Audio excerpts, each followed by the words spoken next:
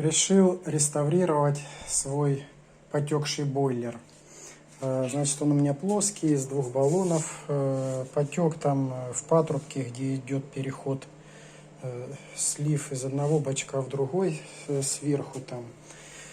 Вот, ну, газосваркой мне его свищ этот заплавили. Он там был где-то с диаметром миллиметра полтора свищ.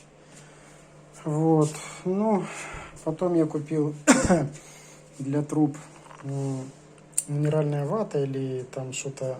Ну, руки немного чешутся, значит, там может стекловата присутствует, с фольгой алюминиевой.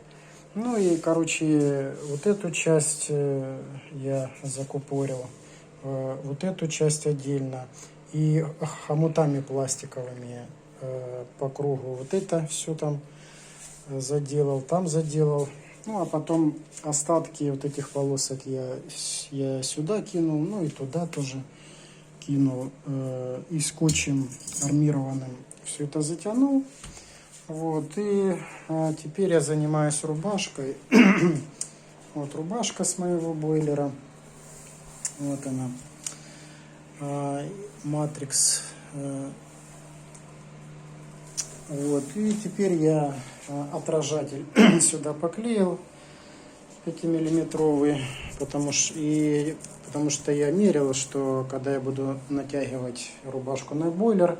Да, и кстати, я здесь просверлил отверстие под хомуты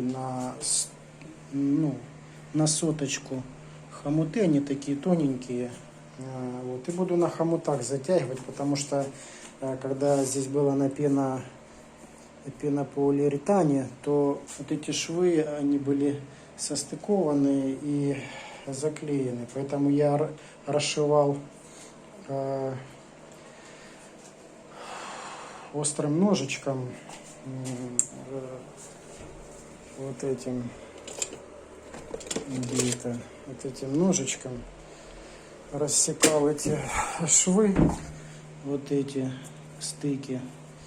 Ну и потихоньку рубашку снимал. Потом все от пены отковыривал, все чистил, да, обварил и все такое. Теперь я хочу все это перепаковать. И хай он еще поработает. Если еще продырявится, то придется новый покупать.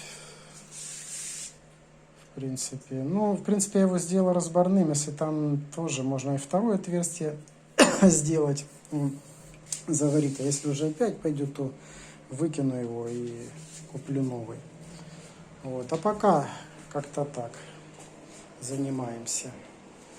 Все, пока-пока. Кому интересно, кто хочет тоже сэкономить и как бы еще протянуть со своим стареньким бойлером до того, чтобы скопить деньги на новый, что если он у вас неожиданно вдруг потек, то можно вот таким вариантом заняться восстановления своего бойлера и перепаковки.